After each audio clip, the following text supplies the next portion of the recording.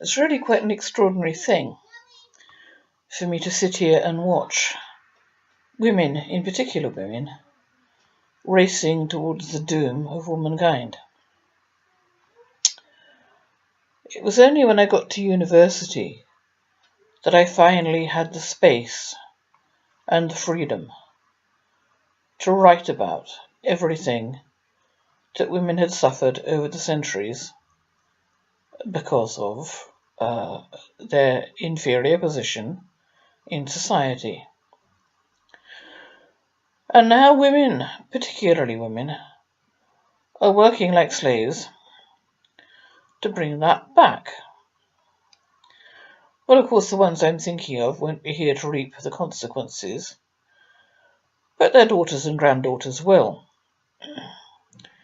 In the case of Theresa May, she doesn't have daughters, so that's all right then, isn't it? It's not going to affect her in her lifetime, and she has no descendants to be affected. Don't know whether she has nieces. I have no idea. I just cannot believe what I'm reading. Theresa May is organising, so I see. I think the date is up to date. An inquiry into Sharia courts. And who is going to be part of that inquiry? Well, imams, among others. Leaders of Muslim groups, among others. Well, they're going to be impartial, aren't they? If that woman gets in, Britain is doomed, and women in particular are doomed. And yet left-wing feminists, progressive feminists, intersectional feminists are fighting for it. I feel as if I've stepped into a world where everyone is brainwashed into running over the edge of a cliff like lemmings. And as I say, particularly women. It's unbelievable to me what feminists are backing. Islam for starters, and yet they only have to look around them to see what happens to women under Islam. Just look at the caliphates in the Middle East, for crying out loud. Look how many rights women have there. None. Look at Muslim scientists declaring that women are not even human. They have now reached the conclusion that women are mammals, but not human. These are supposedly scientists. And yet the flaw in that logic does not immediately hit them in the face. I'd like to hit them in the face, of course. If women are not human, then their progeny are not human either, be they male or female. Think about that one.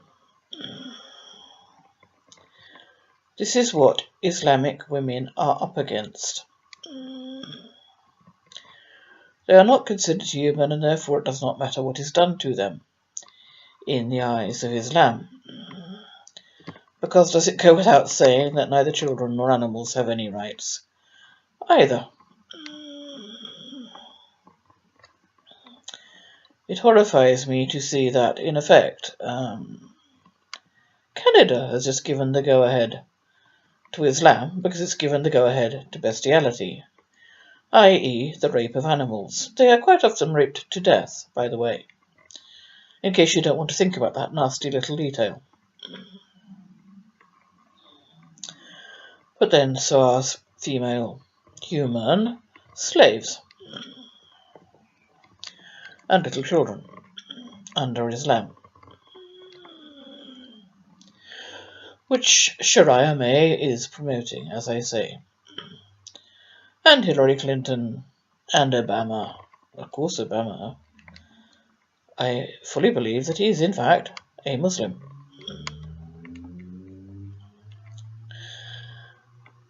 And now we have Swedish courts saying, well, just letting rapists go as long as they're migrants. If they're migrants, off you go. I've just had a case that took me back in time to my teens. Or read one, I should say. A woman who was raped by 4 men was told that she wasn't drunk enough, that it was impossible for her to consent. In other words, the judge was saying that this woman had consented to sex with 4 men at a time, altogether. Because, of course, every woman's dream is to have sex with 4 men in one session.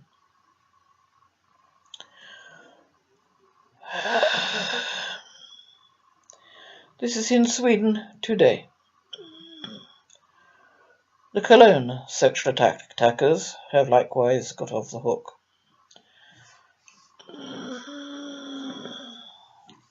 So immediately we see Sweden, Germany, and our own islands of Britain going under, and everything that old feminists such as myself fought for out of the window. And as I took my degree late in life, i.e. in the 1990s, I can see everything, as I say, that I thought we'd achieved at the time, going down the pan. And in fact, we'll be worse off than we were 100 years ago. Females, that is.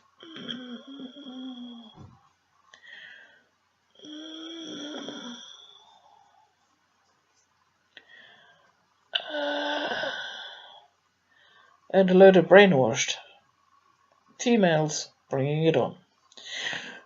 And the ones doing it, well, actually, they're not all my age, so it's not as if they're all going to be unaffected by what they're wishing for. A lot of young women are also saying, oh, you must not be Islamophobic. I wish I could remember the name of the man who invented that word, but he now regrets it, because he now sees that there is every reason to be afraid of Islam. And it's not a phobia at all. And yet in their millions, it appears, people are still using this redundant word. Well, it never had any meaningful currency to begin with. On top of that, third wave progressive intersectional feminists kick you out of groups if you have anything to say against the politics of transgenderism. Despite the fact that this is now, as I've said before, othering born women, so that we have to identify as cis women and not women. Only trans women can identify as women. That makes sense in this back-to-front world, doesn't it? To identify as a woman, you have to have been a man first. That is your biological sex at birth. In order to be a woman and just a woman, you first have to have been born male.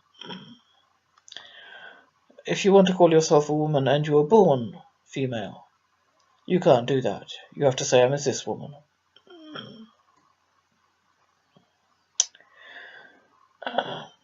I'm pretty sure that the etymology, the derivation of woman, has something to do with the fact that we have wombs. W-O-M-B, as in W-O-M-A-N. It's a kind of othering to begin with, and yet it also tells us that we have something men do not, and that is a womb. I'm very sorry, transgenders, but you're never going to have a womb. I was born with one, and I will claim the right to call myself a woman until my dying day, which is now not far away. I will not be othered against you. I will not see trans as the norm and women as the abnorm.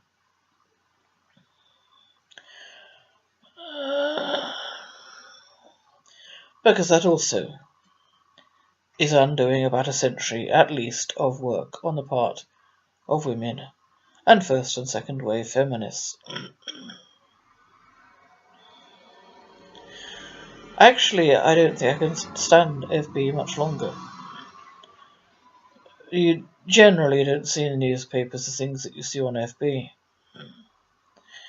And it's incredibly depressing.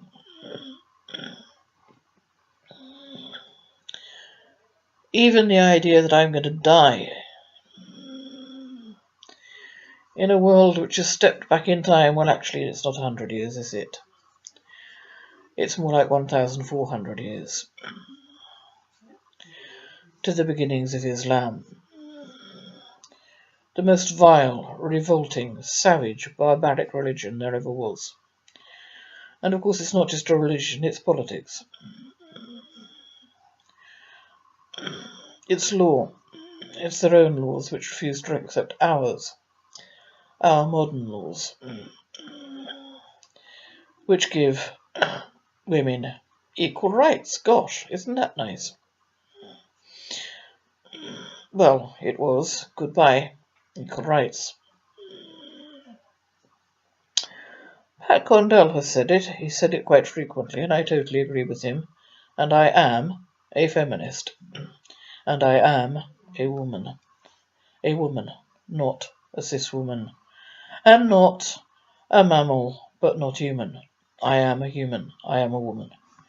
And so is every other woman on the planet who was born with a womb. And yes, I know there are some genetic anomalies whereby females are born without wombs, but what are they? 1 in a million? I would not deny that they are chromosomally women. I would deny that men, whether or not they've had the op, are chromosomally women.